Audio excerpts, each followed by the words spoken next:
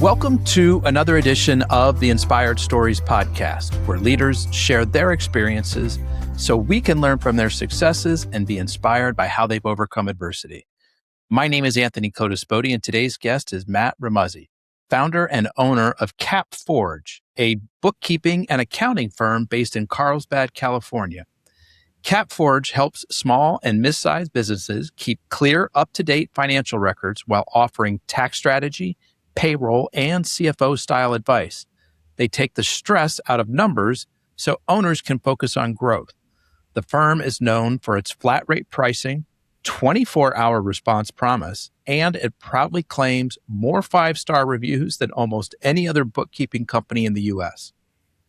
Matt launched CapForge in 2000 after a sudden layoff from the dot-com crash. What began as a solo consulting shop has grown to a team of more than 50 professionals serving clients nationwide. He holds a bachelor's degree from UC San Diego and an MBA from San Diego State University. He is also a certified QuickBooks Pro advisor and the author of the popular guide, QuickBooks Bookkeeping, the 10 most common mistakes everyone makes and how to fix them. Now, before we get into all that good stuff, today's episode is brought to you by my company, Add Back Benefits Agency. Listen, if you run a business, you are likely stuck in the cycle of rising insurance premiums. You're paying more, but your team is getting less, and many people can't afford coverage at all. We do things differently. We offer a solution that provides your employees with unlimited access to doctors, therapists, and prescriptions that is always free for them to use. But here's where you really need to pay attention. Unlike every other employee benefit out there, our program leverages different insurance frameworks to put more money into your company's bank account. As an example, we recently helped a client increase net profits by $900 per employee per year. Results vary, but the consultation is free. Imagine being the advisor that becomes a hero by introducing this to your clients. See if they qualify today at addbackbenefits.com. All right, back to our guest today, the owner and founder of CapForge, Matt Remuzzi. Thanks for making the time to share your story today. Oh, thanks for having me. I appreciate it. So, Matt, what kind of work were you doing before CapForge? Well, before CapForge goes back a long ways, but the last job I had where I was an employee, I was working as a consultant for small businesses, helping them put together business plan financials and the written business plans to raise capital. This was in the dot-com boom at the time. Venture companies were giving money to just about anybody who could attach .com to the end of their name. Not unlike how now if you attach AI to your business, but different story. But yeah, I was working as a consultant. My company that I worked at was in turn venture-backed and just wasn't getting the traction as the dot-com boom turned into the dot-com bust. They stopped getting funding. And I was laid off one day, rehired as a contractor to finish projects, and then summarily let go again shortly thereafter. But I knew there was still a lot of people out there that needed this help. They just couldn't afford it at the rates, I was being billed out at as a consultant. So I went out and did it, basically what I'd been doing before, but on my own at a rate that would make sense. I could get clients myself. And that was really what turned this into a 25-year-long entrepreneur journey.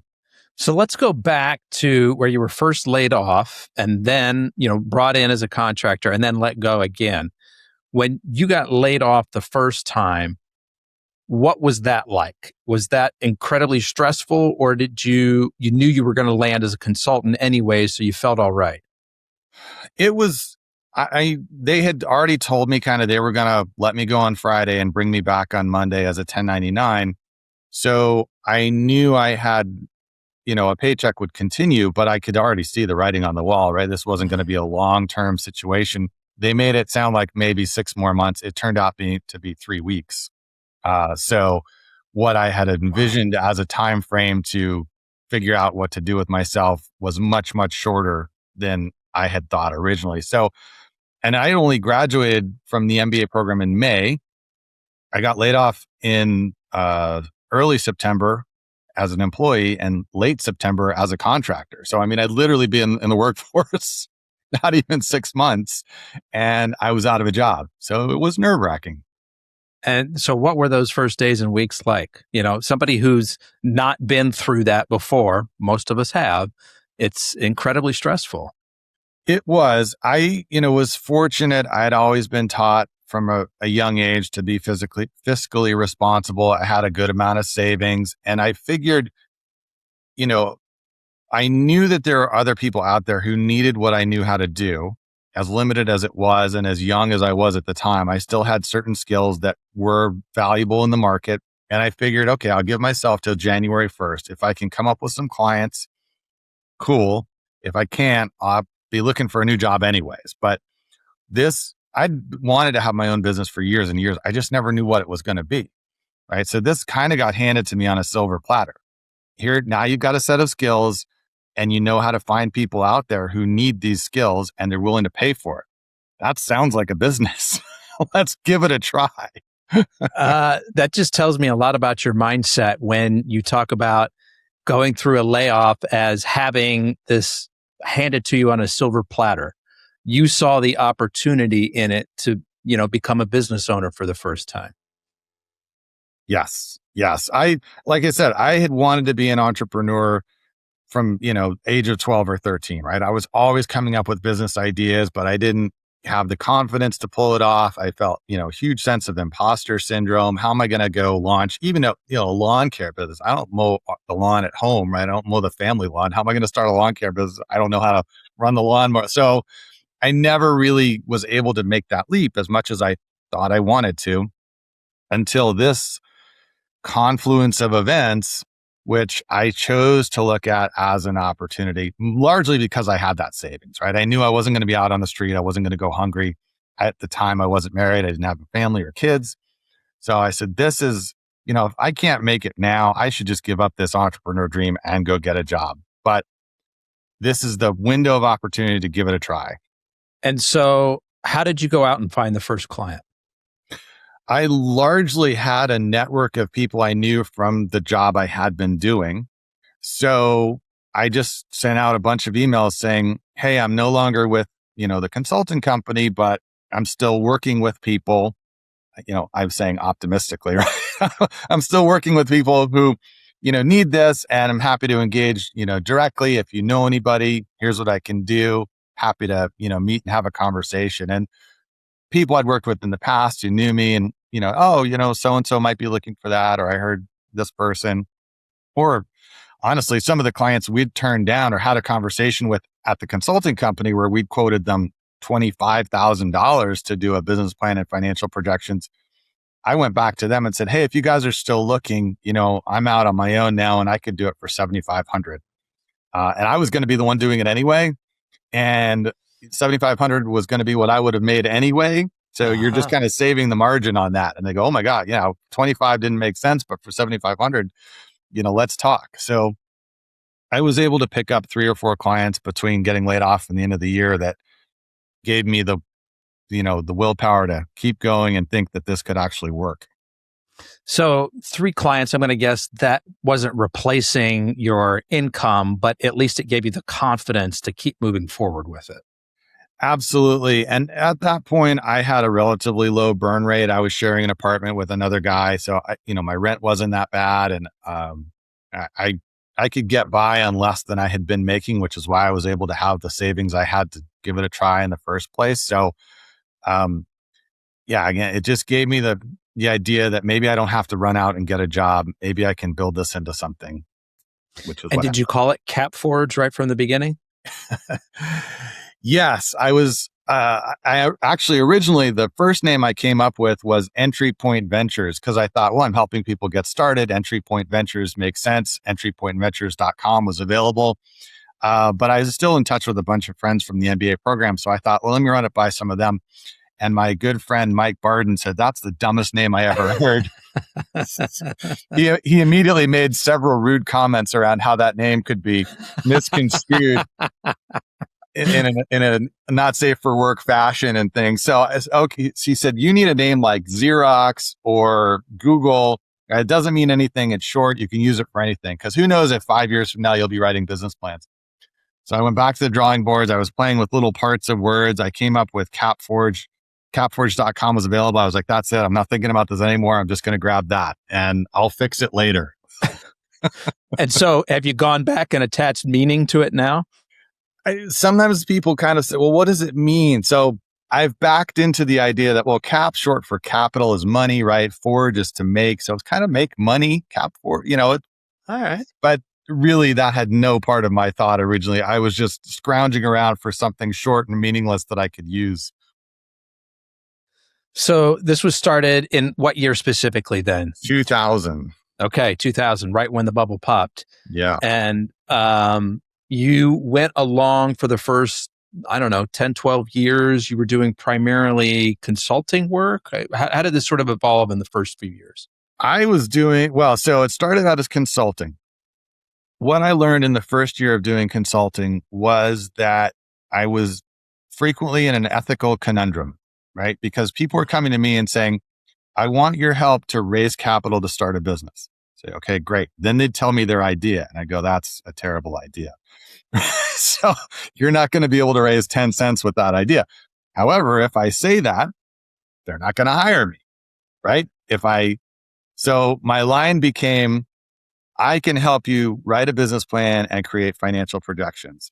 But of course, I can't guarantee that you're going to be able to raise funds with it, which to me was, okay, I'm caveating this and I could sleep okay taking their money to create the plan, but I didn't really like it, right? Because I couldn't give my honest opinion. I couldn't give them real feedback if they were coming to me with these harebrained schemes to raise millions of dollars. Or, it's one thing to raise from institutional investors, which is going to be very difficult, but if they were taking it to raise money from friends and family, oh God, I have some level of responsibility, right? If I'm helping them get $500,000 out of grandma and grandpa and Uncle Joe for some business that I think has a slim to no possibility of working. So how do I get out of that? What I pivoted to was creating software so they could create their own business plan and their own financial projections, sort of a DIY software to let them create a business plan and financial projections. I pivoted to that and I started selling that online. It was the very early days of Google, where if you put the right words in your headline, you would come up in the search results at the top, get a good amount of traffic. And for a number of years, I sold software rather than doing the individual consulting, because I just felt like then you create whatever plan you want. I just gave you the tool. What was the software called? So I had one specifically focused on restaurants, which was restaurant funds. Then I had one specifically focused on getting SBA loans, which was sbacash.com. And then one for bars, which I think was called startabar.com. So was this like an early SaaS application, or were people downloading this? It was not a subscription. It was just here's a package software. And really what it was Word templates with a bunch of pre-written sections and instructions on how to customize it, and a really complicated Excel, multi-tab Excel spreadsheet that I'd built where they could just put in some basic assumptions and it would generate a P&L, balance sheet, cash flow statement for them. So they could then take it, print it off, give it to the SBA or investors or whoever they were going to, ready to go. They didn't need to know how to write a business plan or do financials, and it would give them that as an end result. And it was $99 to buy the software. I started out actually literally mailing. I'd burn CD-ROMs and mail them. And then I switched over to, okay, you can just download this. That seems easier. Of course, over the years, I found some bootleg copies. People were knocking them off and selling it on eBay and stuff. And I was like, oh, my hard work. What are you doing? You filthy pirates. It's painful. It's so common though. Yeah. So much work went into that. And then to see some clown selling it on eBay for half the legitimate price. And were you able to make a living selling the software? Yes. I made quite a good, it was multi six figures annually selling the software and providing some additional support. And then I had an add-on service. If you've written your business plan and financials and you want me to review it, for another $500, you could send it to me. I'd do a review, give you feedback. But yeah, that was actually a fantastic time in my life because I was still single at that point, but I could do this business literally from anywhere with very little effort. So I traveled all over the world. I went on scuba diving trips. I did a bike ride from San Diego to Florida with a friend of mine. We rode our bicycles across the country. I just had a fantastic time living it up. What I didn't do was future-proof this business, because as Google search results changed over time and you had to start buying sponsored results and so on, and other people jumped into the market, I did not keep up with it. I was resting on my laurels. So lesson learned the hard way. I should have been continually adding content and building a community and doing other things that I saw other people subsequently do, and saying to myself, I should have been there. I was early in the game, but I did not keep it up. I was having too much fun running around the world, traveling and seeing different countries and going on trips. But so no at what regrets, point did but you it was have great. to pivot from that? At what point did you have to pivot from the software into something else then? So in 2004, sales were still going strong, but I could see already that there was competition and it was declining. Prior to the MBA, had a lot of experience in restaurants, and I thought, what would be the perfect restaurant to own would be a catering business, because the biggest challenge in restaurants is knowing how many people to have on staff on any given night, how busy are we going to be, and how much food to purchase. Because again, don't know how busy you're going to be. I thought, man, if I had a catering business, I'd know those two things months in advance. People prepay. That'd be the greatest thing ever. And as it happened, there was a catering business for sale in San Diego at that time. So I negotiated to buy it. I used an SBA loan, which I had, knew how to get an SBA loan. And I acquired that, and I ran that for 4 years. And then I sold it in 2007, right before I got married. And that was a great experience in acquiring an existing cash flowing business and building it. And it was a terrible experience in knowing why catering businesses were so hard. Yes, food costs and labor costs ahead of time. But for what, on a given Saturday, I might have 8 events, right? So each event was just 1 of 8, 2 of 8, 3 of 8, right? But that 3 of 8 event might be somebody's wedding. Their once in a lifetime experience that they'll remember forever, right? So the pressure to perform and do an amazing job for that, even though it was just 1 of 8 on a Saturday for me, I did not understand that environment, that pressure cooker I was signing up for in that business. So it was a good lesson, acquiring a business, growing a business, selling a business. I learned all those things, but I also learned something about what kind of businesses I didn't want to be involved in going forward. And so you guys maybe dropped the ball a couple of times on those weddings. Is that what I'm reading between the lines here? Well, yes. Some things, there's so many factors in that, because we would do we had our catering kitchen, right? But the events would happen at locales all across San Diego County. So things would come up. A traffic accident blocks the catering truck from getting there, or a flat tire, or somebody doesn't show, or we had a fire in the kitchen one time, right? And so we didn't often screw up, deliver the wrong menu to the wrong location, although that happened occasionally and we had to fix that. But it was more often just, that things happened. And as much as you'd say, well, sure, life happens, right? Things just don't always go the way you planned. It's very hard to tell that to a bride 45 minutes before everyone's supposed to sit down and eat. Hey, things happen. I'm sorry that it happened on your day. Right. I'm sorry you're the one that it happened to. I know it's no consolation that of the last 200 events, 197 of them went off without a hitch. So it was challenging. So you sold that business then? I sold that business in 2007. And then I thought, you know what? This is a great way to be an entrepreneur. I'll just go and buy more businesses. I'll improve them. I'll improve the management. I'll improve the cash flow, profitability. Maybe some I'll sell. Maybe some I'll keep. So I got my license to be a business broker, because I thought the best way to find and buy businesses is to be a business broker. I'll get first look at everything. I'll buy the ones I like, and I'll sell the ones that I don't want for a commission. So win-win, I thought.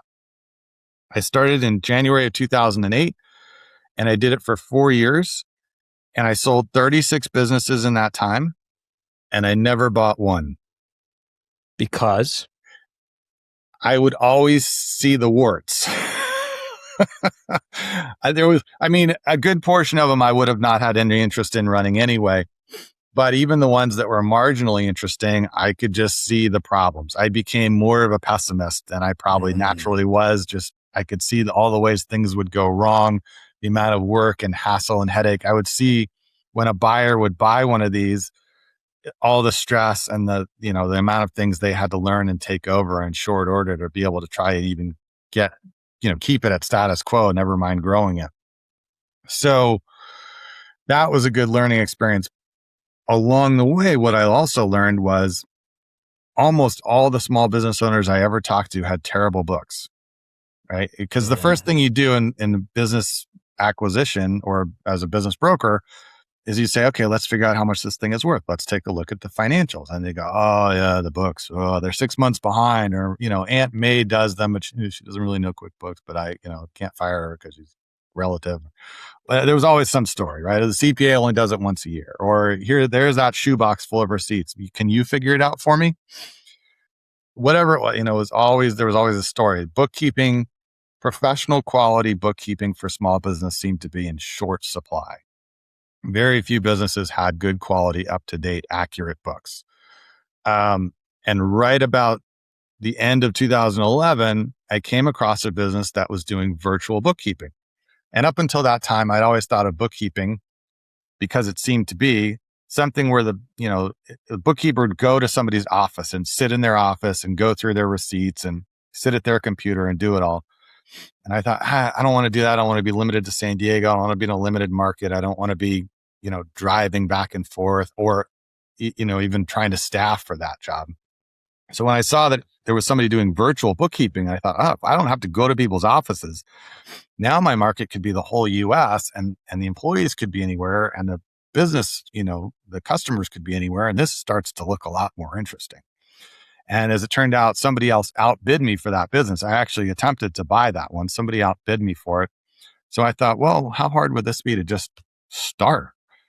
So I decided I'll start it. I'll see how it goes. If I pick up clients quickly, great. If it doesn't really work out or I don't like it, I'll try something else.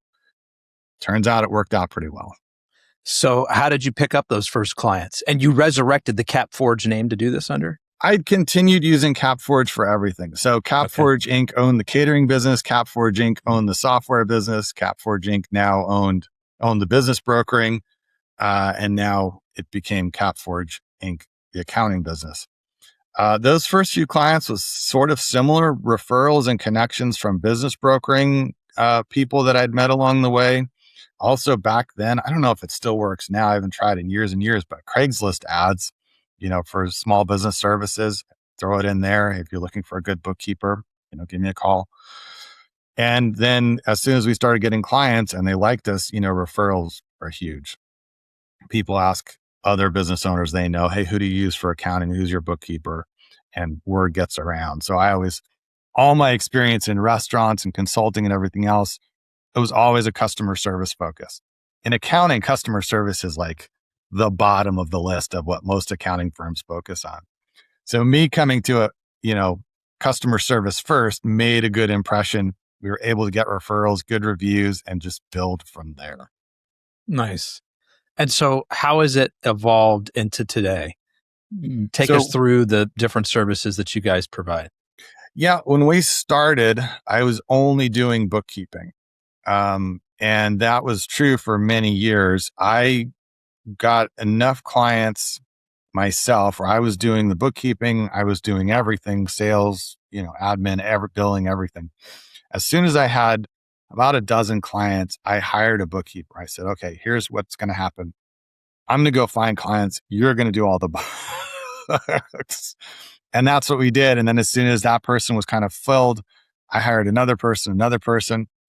I think it was probably, I had 4 or 5 bookkeepers before we had anyone who was anything other than a bookkeeper. I was still doing everything else, sales, billing, admin, everything else. But we grew over the years, just continuing to add more and more bookkeeping clients. And then people said, hey, can you also, you're doing a great job with the books. Can you also help me with payroll?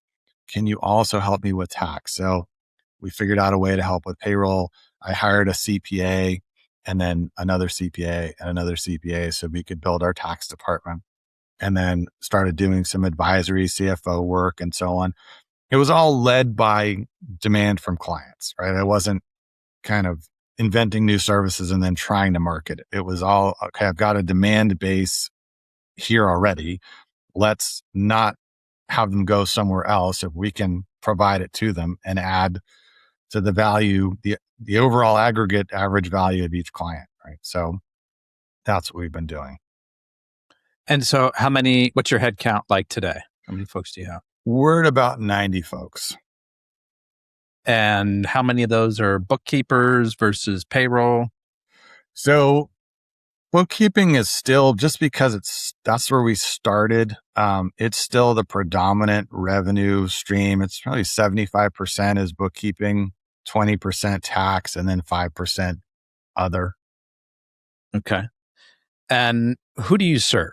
Like company size, industry, geography? So geography is really pretty much the entire US. I think I'd have to go double check, but I'm pretty confident in saying we have at least one client in all 50 states, including Alaska, including Hawaii, and all the contiguous 48. Size and type, we're pretty agnostic in that. We have people who are, solo practitioners, people like I was, a one-man consulting shop doing a 200, 300K a year, up to businesses doing 25 or $30 million a year. It's more about whether or not they've gotten to a place where they need an in-house accountant. If they've gotten to that, then, they often will transition us out. Hey guys, appreciate everything you've done over the years. At this point, though, it makes sense to bring this in-house. Hey, no argument for me. I get it. I appreciate all the years of business. If you know anyone else, great, send them over, but no hard feelings. I mean, you've grown. That means you've been successful. I'm glad to have been part of it. But there's millions and millions literally of small businesses out there who need accounting help, but it doesn't make sense to have somebody on staff doing that. So outside of the referrals, which is a really powerful source of new business for you guys, how else are clients finding you? Well, podcasts is a great way. I've been on a lot of podcasts and YouTube videos with various people. Also, the books that I've put out have helped. And general content on the website, SEO draws traffic in. And then probably actually the second biggest source is partnering with people. We partner with business brokers, because I know for them to do their job, they need the sellers to have good financials. So a lot of times they'll come to us and say, hey, Joe wants to sell his tire business, but he doesn't have any books, and I'd love to help him sell it, but we can't do anything until we've got something to show a buyer. So great, we'll do a project, catch up 2-3 years of the last books, file the back taxes, and get him in shape. Now he's gone from something he would have just had to close down to something he can sell for $500,000, $750,000, whatever the number is. So partners like that who know what we do and we're complementary to what they're trying to achieve are a great fit for us. Who else is a good partner for you besides business brokers? So sometimes CPAs who don't have an in-house bookkeeping solution will do the books and send those clients back to them for the taxes. Sometimes software integrations, like there's software specific to people who own Pilates studios and yoga studios, right? They use a software called MindBody. We happen to have a pretty good system for integrating MindBody into QuickBooks and working with them. So if I know you're a gym owner and you're using MindBody as your, POS system and client tracking system, then, I'm a great fit to work with you on the accounting side because I can do that integration, or law firms using certain law firm billing software and things like that. So really anybody that's working with a number of small businesses, business coaches, right, are a great fit for us because it's hard to be a coach. It's hard for coaches to give good advice if they're looking at the business and saying, I don't really know how you're doing because you don't know how you're doing. So it's hard for me to coach you. So let's connect you with Matt. You can get your books in shape. Now we're both looking at good, solid, accurate, current numbers, and we can both figure out a path forward for you. So how many books have you written, Matt? 2. The one you had mentioned in the intro, and then there was a second one around specifically e-commerce bookkeeping. We have a lot of folks in the e-commerce space, and they have specific challenges with their books. I've got a couple more in the works that haven't quite launched yet, but I find I enjoy writing. So it's not a struggle for me. And it's not strictly a marketing effort. It helps me to think more clearly when I sit down and put thoughts to paper, organize it, put it in chapters. What do I want to get across? How do I want to help people? And then the byproduct of that is a book that then, helps generate more interest. So the book that we mentioned in the intro, QuickBooks Bookkeeping, 10 Most Common Mistakes Everyone Makes and How to Fix Them. Pull out one or two of those common mistakes. Highlight them for us. So one of the most common mistakes that people do is they don't reconcile their books, right? They'll get QuickBooks Online, they'll connect their bank account or their credit card account. It'll start pulling transactions in and they'll just start throwing them into, that was office supplies, that was rent, that was marketing, which is a good start. But if you don't then pull up the statement for that bank account, start with the starting balance, make sure that's correct, go through each transaction, make sure it's on the statement, and then come up with the right ending balance that's on the bank statement. It's very easy for stuff to get missed, go in the wrong spot, or that software integration that seems so handy might have missed a handful of transactions. It glitched or paused or something happened, or it pulled the same transaction in 2 or 3 times by accident. Or once in a while, something that was supposed to come in as 123 came in as 132. If you never reconcile, if you never do that second step in comparing the transactions to the statement to make sure they're right, what happens over time is it's more and more wrong. You have more and more garbage transactions, missing transactions, duplicate transactions in there. And now while you feel like, hey, I've spent all this time doing my books, you're actually looking at incorrect values. So that's something we frequently see people skipping that step because they don't know how to do it. It seems complicated if you've never done it, but the result is you end up looking at bad data. Yeah, that reconciling.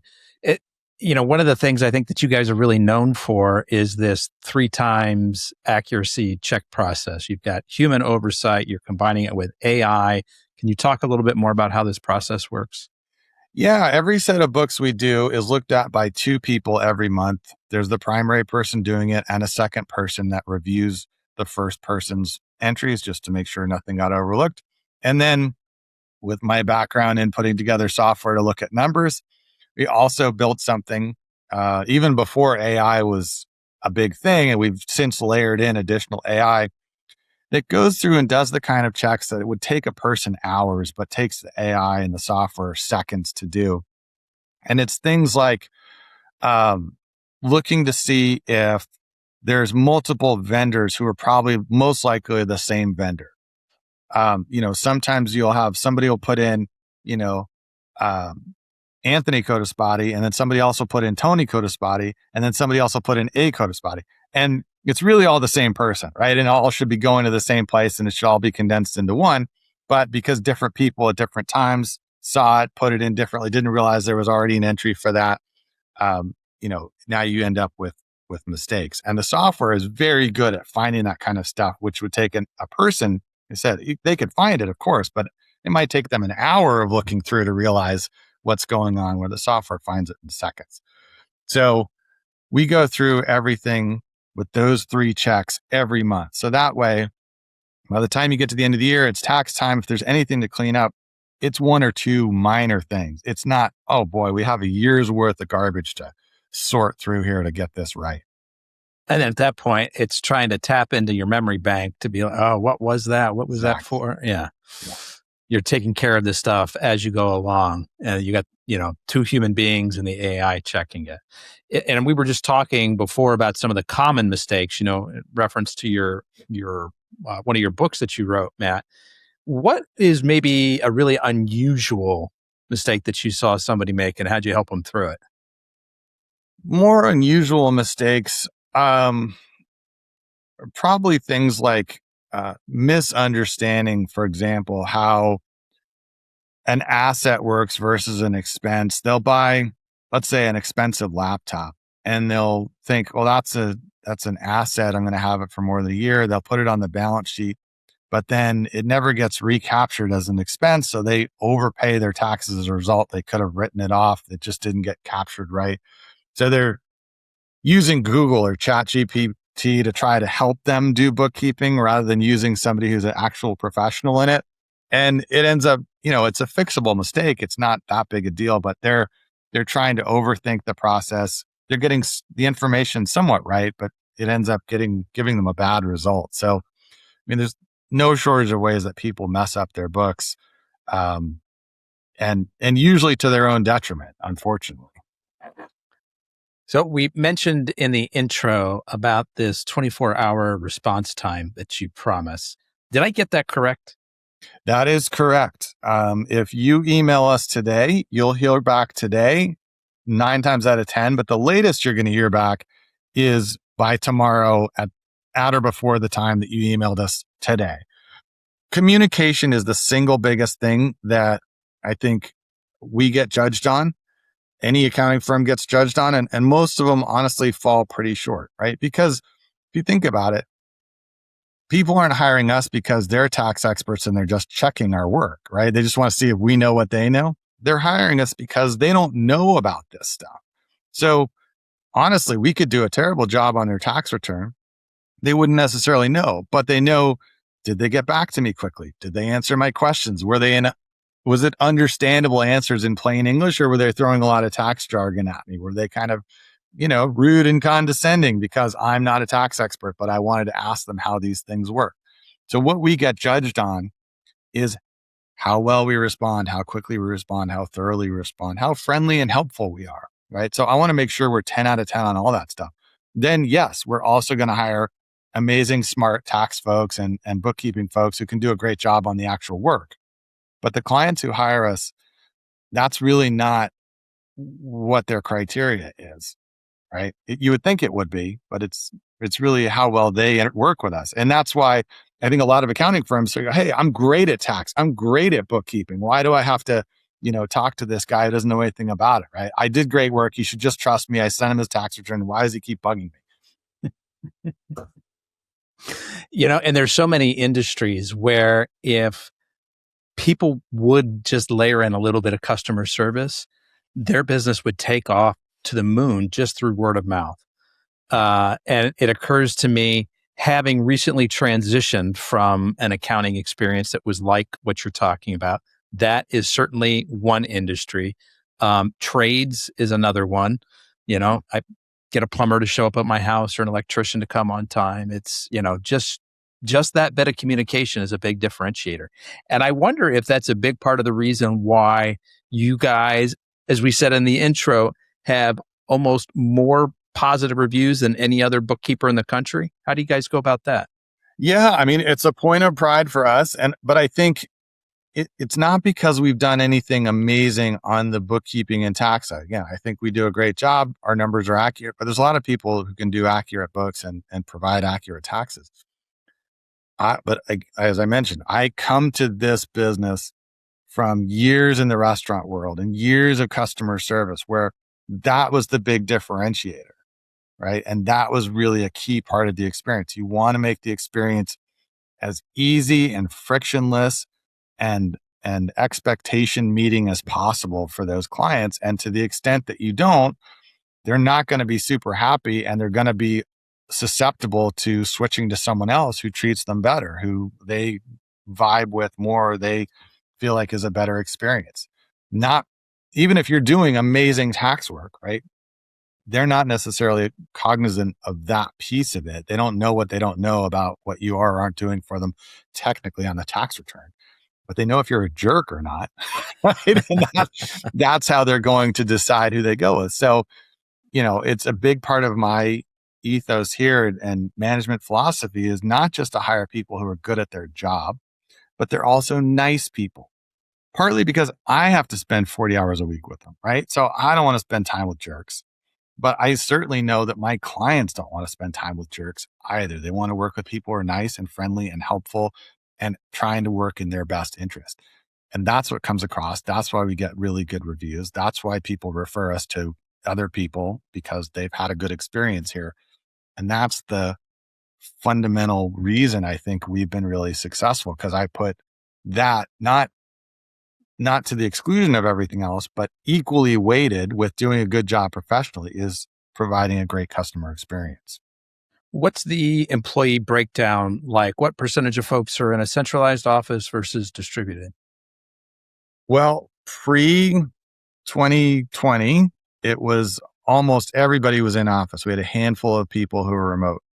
Today, there's 6 of us in the office out of the 90 or so folks.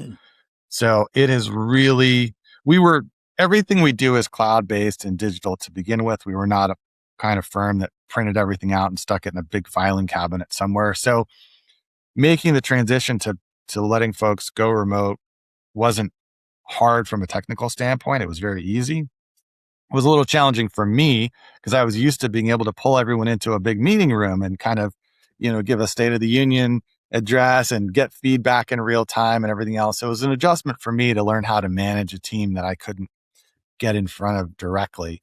But it really net has been a great thing for us because now when I want to find the very best bookkeeper that I can find for our next hire, I have the entire US as my hiring pool. So it doesn't matter if they're in West Virginia or Wyoming or Florida or Seattle, right? I can find them, hire them, and make them part of the team. Whereas before I was limited to people within driving distance of the office. Yeah. Much bigger pool that you can draw from. What does the future CapForge look like? Any new growth plans, new services? What are you guys thinking? Yeah, I think the next initiative for us is really to branch out our footprint. So right now, although we're a remotely distributed team, all the sales efforts really still are generated here at the San Diego Carlsbad office. What I'd love to have is people placed in other places, somebody in LA, somebody in Dallas, somebody in New York, et cetera, who is sort of an outpost for marketing, sales, and lead generation in those areas. All the work still done by the remote team. Nothing would change there. But I think to the extent we want to continue to grow, we need to have a physical presence in more locations on that business development side. Mm-hmm. Okay. Where do you think the future of the industry is heading? What do you think? What are the big changes that are coming?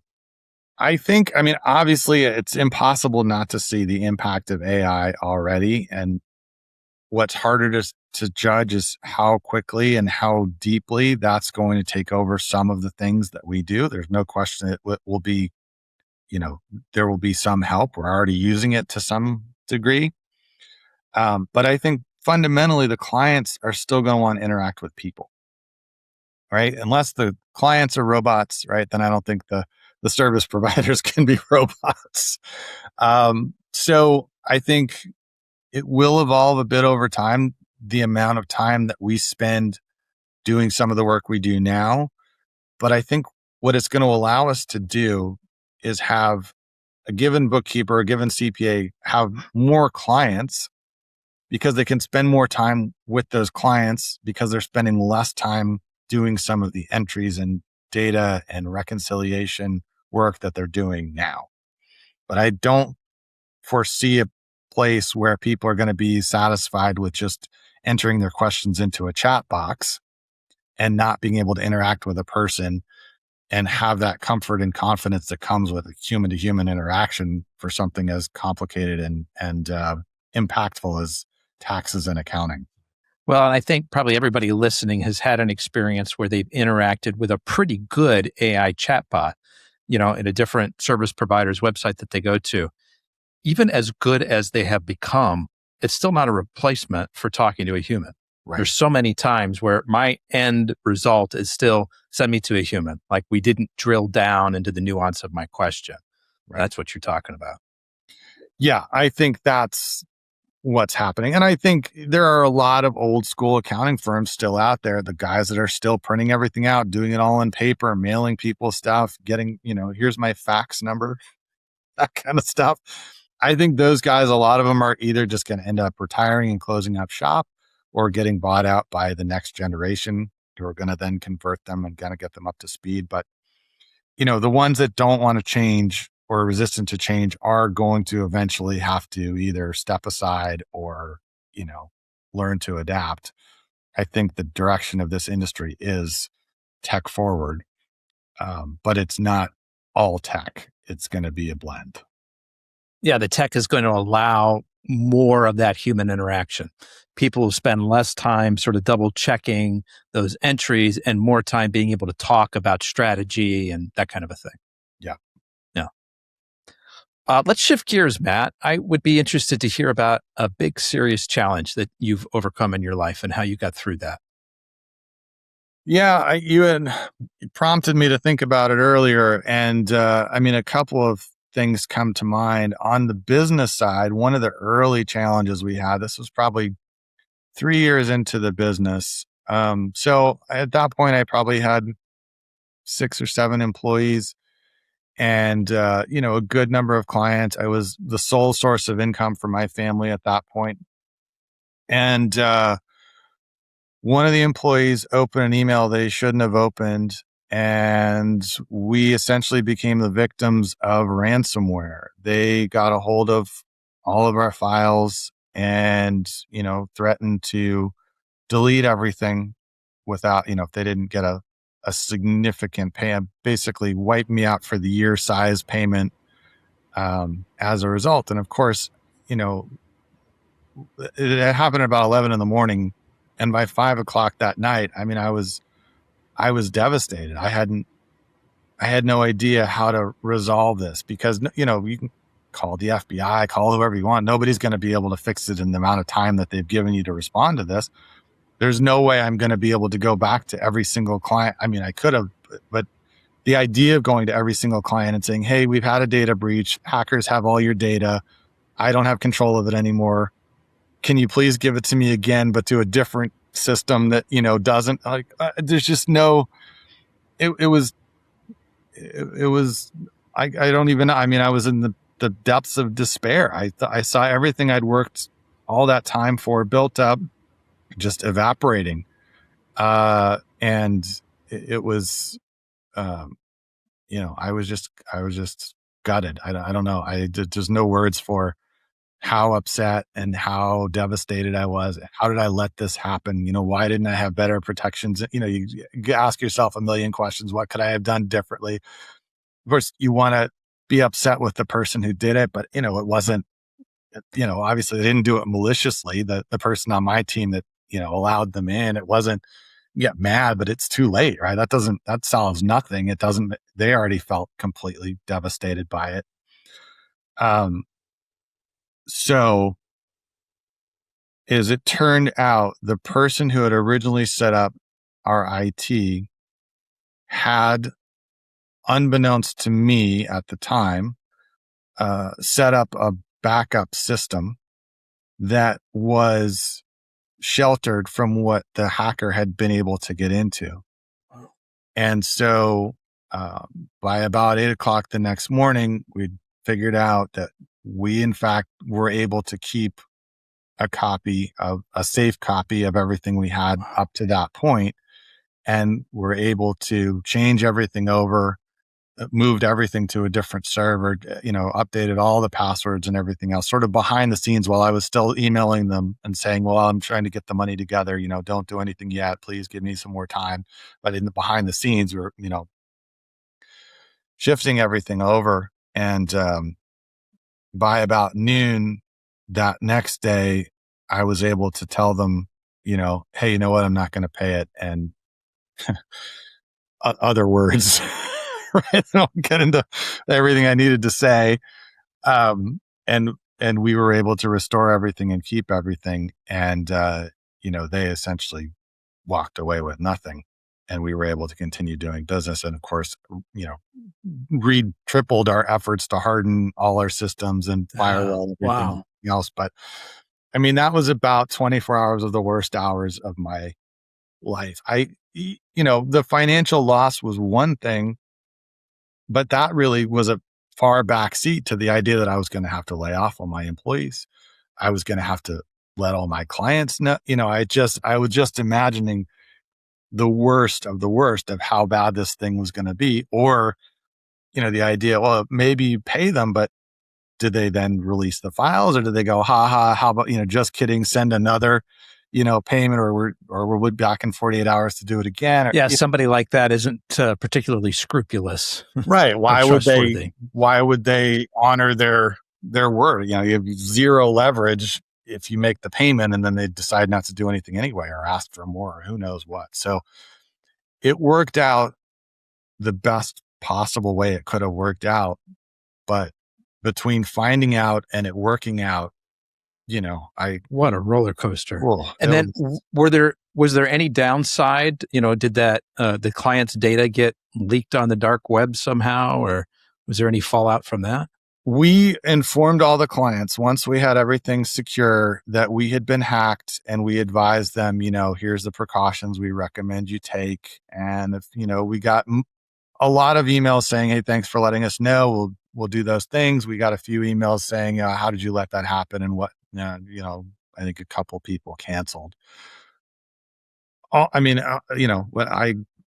their right? I can't be angry at them about that. And all in all, it was much better by, miles than I could have expected at the time that I found out about it. But, like I said, we've since completely overhauled our system. But I think it's one of those things you just don't think it's going to happen to you until it happens. And then you realize, well, now it's too late to wish I'd done more.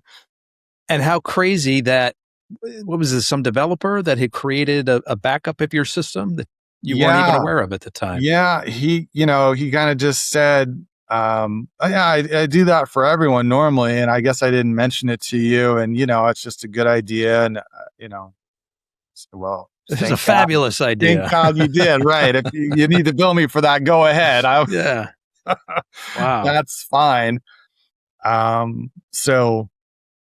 But I mean, he just as easily could have never have done that, or it was just I wasn't necessarily thinking about calling him at the outset just because I was just in the midst of this. How do I solve this? How do I solve this problem? Not necessarily, oh, well, maybe I should see if somebody else has a back. Right? That's in the why did you reach out to that person? I think I was just kind of going through all the scenarios and who could possibly help with this. And I reached out to him, and the original reaching out wasn't to see if there was a way to save it. It was really more about, can we find out more about who these guys are? Is there a way to figure out? So can we do something? Did he have any experience with this kind of situation? And he's the one who said, well, maybe we should, let's see if we've got the backup. I said, backup? What backup? What are you talking about backup? That was the most beautiful word you'd ever heard. Yes, that is fantastic news if there's a backup. Don't get my hopes up though. Check first, then. Right. So, I talk to small business owners, entrepreneurs all the time. And I always say, look, it's never a straight path from A to B, right? There's going to be twists, turns, you're going to take one step forward and 17 steps back, on different occasions. You're going to run into walls. It's, no matter how anyone that shows you or tells you about an overnight success story, right? Instant disbelief, because probably they've been doing it for 10 or 12 years and probably they've had all kinds of fails along the way. The more it looks like overnight success, the less likely it is that had anything to do with that. Yeah, you have no idea what toiling has been going on behind the scenes, what agony and stress the person's been enduring. You just see suddenly they come to light in your world and you think, wow, how did they do that so fast? They did it from years of grinding behind the scenes. Yes, exactly. There's a story there, I guarantee it, right? They tried that business 6 other times. It didn't work. The 7th time, they took everything they learned from the first 6 times and made it look like, oh, it's so easy, right? But no, there's YouTube videos and shorts and TikTok thing, like, oh, start a business, work from the beach on a laptop, half an hour a day, easy passive income. No, none of that's true. I don't care who's telling you or what the story is. It's not how the real world works. Oh, I'm so glad you shared that message. Let's shift gears again. Tell us what your superpower is, Matt. I think my superpower is being able to delegate. I know a ton of business owners who have a lot of trouble letting go, right? They may hire people, they may build a team, but still every decision, anything bigger than what size paperclip to buy, has to get run by them, right? They have a very hard time of letting any of the real decision making or any of the real um, power leave their hands. And I get it, right? What got us here a lot of times is wanting to do everything the best we can and feeling like nobody's going to own it like I own it. Nobody's going to treat it like I treat it. But as much as that may be somewhat true, right? By the same token, you're really handicapping yourself if you can't build a team, if you can't empower people to make their own decisions, be responsible, take ownership themselves. So I think one of the things I've been good at, even from the early days, is allowing other people to, let me show you how I do it. If you come up with a better way, great. I will never say, no, you got to do it my way. If you come up with a way that works better, that gets there faster or cheaper or does a better job at it, great. I'm going to learn from you now. I don't claim that I know everything, and I don't claim that I have to have my hand in everything. I'm happy to let other people take it and run with it. And as long as, we put some guardrails in there and we kind of know we're on the same page as far as the goals, then I'm happy to let them go. And so I think that's what's enabled us to get to the size that we get to. I think a lot of people stall at 4, 5, 6 employees in a business that's $750,000, $1 million a year or something, because that's as much as they can do with still keeping their arms around everything. And they just don't see a way that they can let some of these decisions go and empower people. Oh, if I let him, he's going to know too much, he's going to go start his own thing. Well, maybe not, but that's not probably a good reason to not show him how to do certain things or try to keep information hidden and things. So I think my superpower is finding really talented, ambitious people and giving them the ability to go and build. And we both benefit. They benefit, I benefit, the team benefits. Was that a natural thing for you, or did you have some growing pains in being able to let go of certain elements of your business? I think it's something I've always known has been important, and I've always tried to do that. I think I had some good mentors very early in my career in the restaurant world, where I was a manager, and the mentors I had that taught me how to be a good manager. It was always, look, you can't be promoted up if there's not somebody to replace you, right? So by not training someone under you to take over what you can do, you can't then move up. And that resonated with me, and it makes sense. I want people to cross train. I want them to grow in their position. I want them to be able to do more, because if I say, hey, look, this is your job and this is all it's ever going to be, and I'm never going to train you to do anything else, you're never going to have the opportunity to grow, how motivated are they going to be to stay? Right? As soon as they've kind of maxed it out. So I want them to do more. I want to do less. To me, the definition of a really successful business owner is someone who could be gone for a month and it wouldn't make any difference, right? The business would continue to have sales and grow, and bills would get paid, and everything would run smoothly. That the business owner's gone for a month. A lot of businesses, like, I was out for Friday and things fell apart, right? It took me 3 days to put it back together. I was out for 6 hours. To me, that's a sign that, you need to do better at building up your team and empowering them to do more, and don't be the cog in the wheel. That's key to the whole thing, because then you can never take a day off. You can never go on vacation. You can never even be out sick, right? You're just stuck because you've set it up in such a way that you're the gatekeeper for everything that matters. To continue to grow a successful business through all of these challenges, mindset is critically important. How do you keep the right mindset? Do you have some habits in your day, get you started, keep you on track? I think what I've learned over 25 years, and it certainly hasn't come, it certainly wasn't there in the early days. And even now, I still sometimes struggle with it. But I think the idea that I keep in mind is nothing is ever as good as it seems. Nothing is ever as bad as it seems. Right? All you can do is try to improve a little bit every day, right? We're not looking for home runs. We're looking for a little improvement every day. And if you do that, by the end of the year, it looks like 3 or 4 home runs, right? Aggregated together.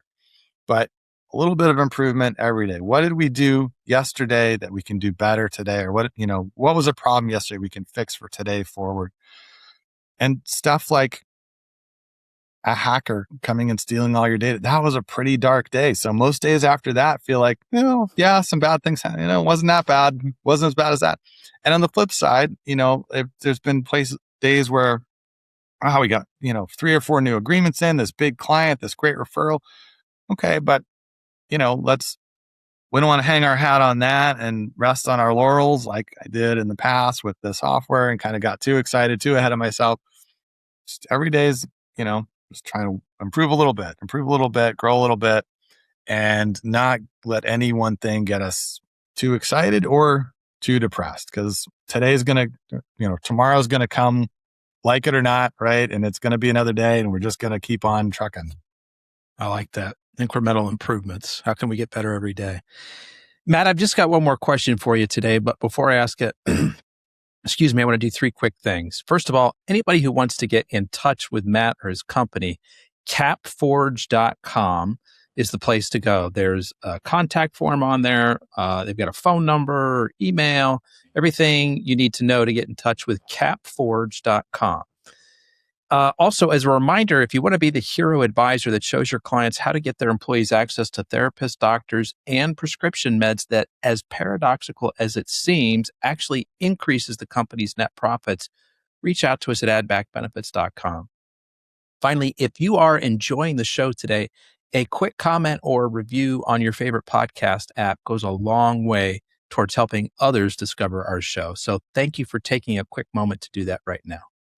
All right, last question for you, Matt. A year from now, what is one very specific thing that you hope to be celebrating?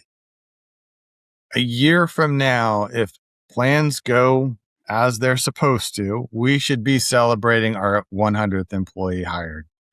That would be very exciting to me because it means that we've been growing, that we've been hitting targets, that we've been adding clients, that, people have continued to be happy with our service and referred their friends to us. And I would be super excited to get to that milestone. That would be fantastic. Love it. We'll check back in 12 months to see how that's coming along.